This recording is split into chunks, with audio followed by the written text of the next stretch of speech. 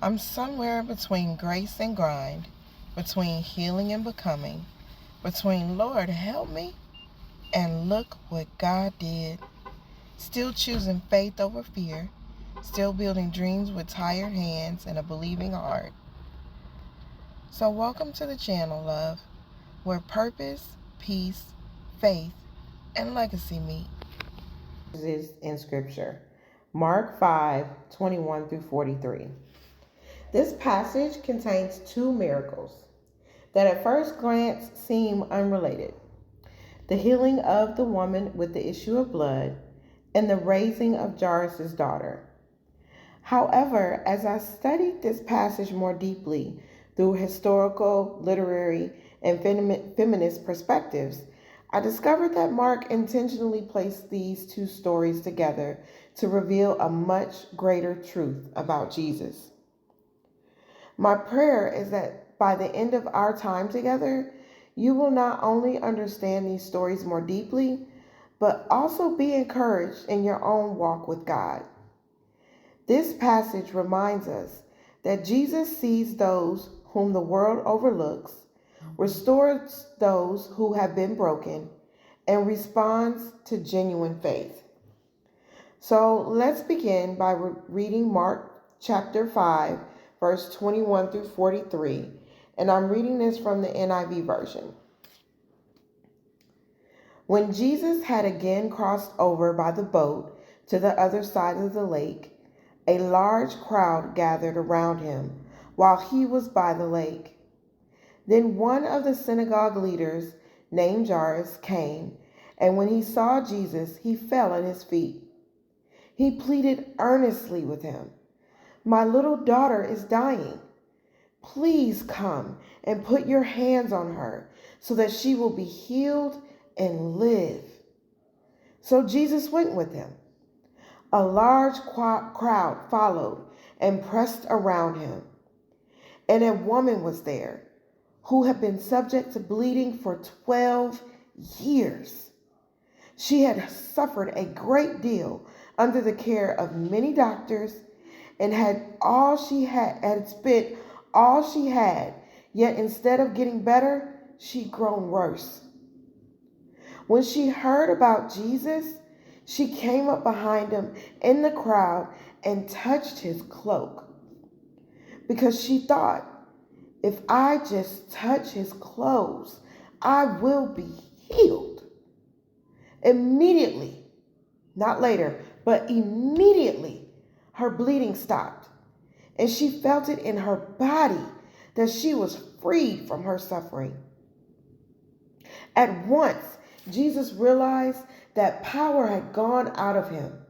He turned around and in the crowd and asked, "Who touched my clothes?" "You see the people crowding around you," his disciples answered, "and yet you can ask, 'Who touched me?'" But Jesus kept looking around to see who had done it. Then the woman, knowing what had happened to her, came and fell at his feet, and trembling with fear, told him the truth. He said to her, "Daughter, your faith has healed you. Go in peace and be freed from your suffering." While Jesus was still speaking, some people came from the house of Jairus, the synagogue leader. "Your daughter is dead," they said. "Why bother the teacher anymore?" Overhearing what they said, Jesus told him, "Don't be afraid, just believe." He did not let anyone follow him except Peter, James, and John, the brother of James. When they came to the home of the synagogue leader, Jesus saw a commotion, with people crying and wailing loudly. He went in and said to them, "Why all this commotion and wailing? The child is not dead, but asleep." But they laughed at him.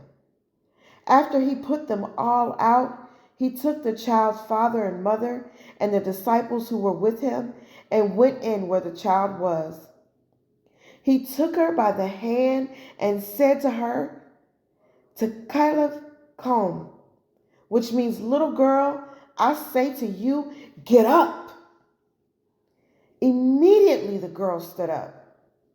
Immediately the girl stood up and began to walk around. She was 12 years old. At this, they were completely astonished. He gave strict orders not to let anyone know about this and told them to give her something to eat.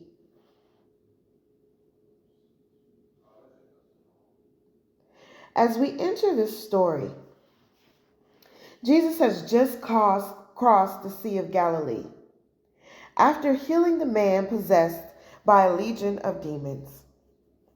A large crowd immediately gathers around him. Among that crowd is Jairus, a respected synagogue leader. Jairus falls at Jesus' feet and pleads with him to come heal his 12-year-old daughter because she is dying. Imagine the desperation Jairus must have felt. He was a man of influence and respect, yet none of those things could save his daughter. In that moment, his position did not matter. His only hope was Jesus. As Jesus began walking towards Jairus' house, something unexpected happens. Mark interrupts Jairus' story to introduce another person, a woman who has suffered from continuous bleeding for 12 long years. This interruption is intentional. Biblical scholars call this literary technique the Markan sandwich, or intercalation. Mark begins one story, interrupts it with another, and then returns to complete the first story. He wants us to compare these two people and discover what they have in common. Historically, this woman lived under Jewish purity laws found in the Old Testament. Because of her continual bleeding, she would have been considered ceremoniously unclean. She would have been unable to participate fully in worship, and she would have experienced social isolation. Many people would have avoided her because touching her would have made them unclean as well. This means her suffering was much more than physical. It affected every part of her life, her relationships, her worship, her finances, and her place within the community. Scripture tells us she had spent everything she had on physicians, but instead of getting better, she grew worse. Can you imagine living with that kind of disappointment for 12 years? Every doctor gave her hope, but none could heal her. Yet something remarkable happened. She heard about Jesus. Instead of giving up, she made a decision that changed everything. She said to herself, "If I only touch his clothes, I will be healed." She said to herself, "If I only touch his clothes, I will be healed." That statement reveals extraordinary faith. She did not ask Jesus to stop.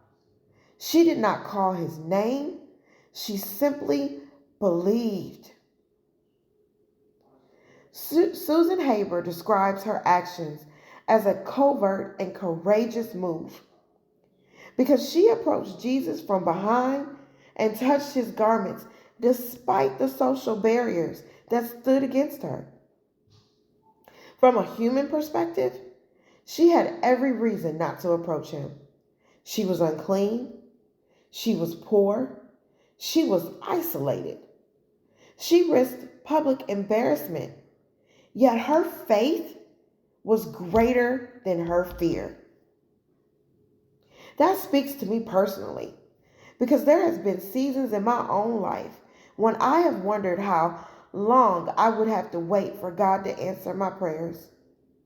This woman's story reminds me that faith often means continuing to move forward toward Jesus even when circumstances have not yet changed. Immediately, immediately after she touched his garment, the bleeding stopped. Jesus felt power go out from him and asked, "Who touched my clothes?" That the disciples thought the question made no sense because everyone was pressing around him. But Jesus knew the difference between someone brushing against him and someone reaching out in faith. Eventually, the woman came forward, trembling, and told him everything. Instead of correcting her or condemning her, Jesus looked at her and said, "Daughter, your faith has made you well. Go in peace." That one word, daughter, is incredibly significant. Jesus publicly restored her dignity. He restored her identity. He restored her place.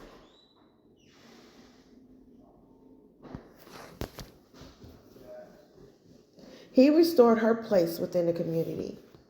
He did far more than heal her body. He healed her life. While all this was happening, Jairus received heartbreaking news. His daughter had died. Can you imagine what Jairus must have been thinking? Perhaps he wondered why Jesus had stopped. Perhaps he thought the delay had cost his daughter her life. But Jesus immediately turned to him and said something that continues to encourage believers today. Do not fear, only believe. Those 5 words summarize this entire passage. The woman believed despite 12 years of suffering. Jairus believed despite hearing that his daughter was dead. Faith became the common thread connecting these 2 stories. When Jesus arrived at Jairus' house, people were mourning and laughing at him because he said that the child was only sleeping.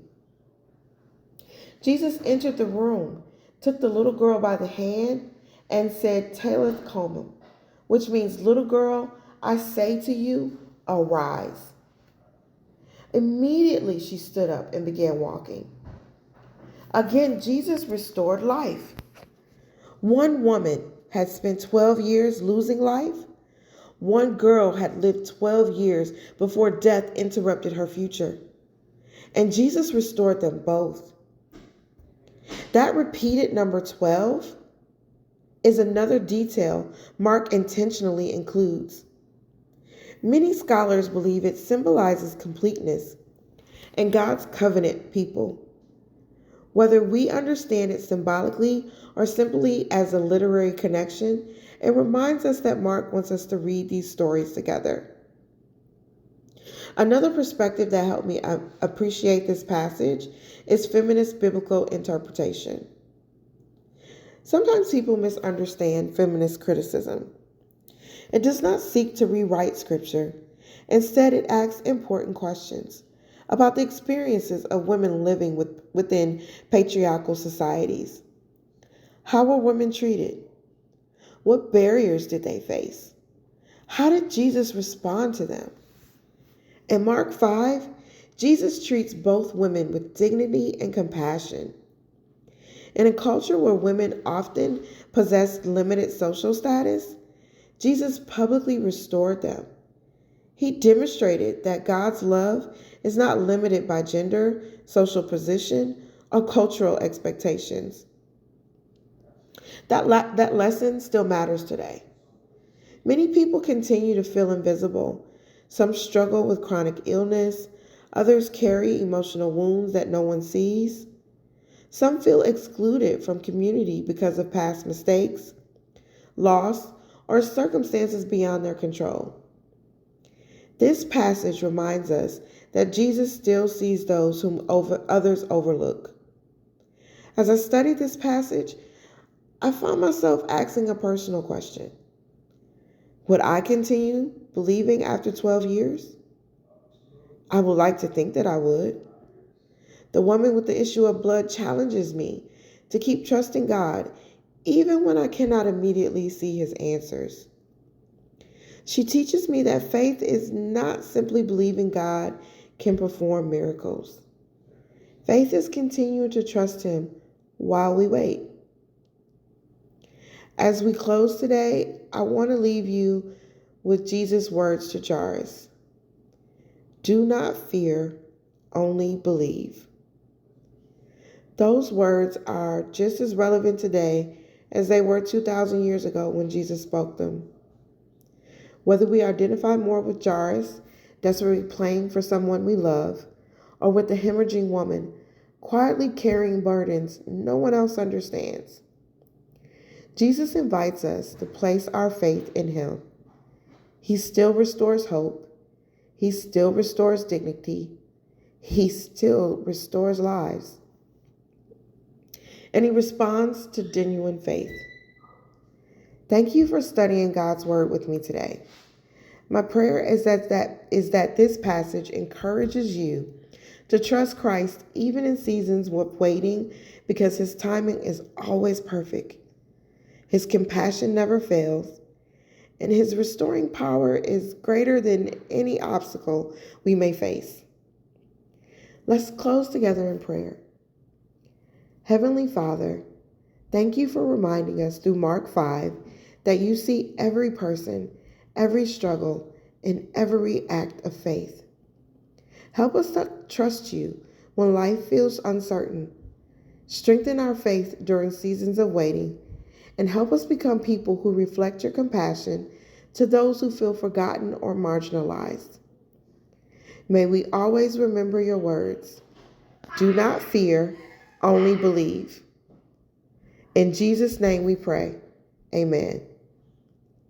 Thank you for watching today, and I hope that you enjoyed this sermon. And as always, be blessed and be a blessing.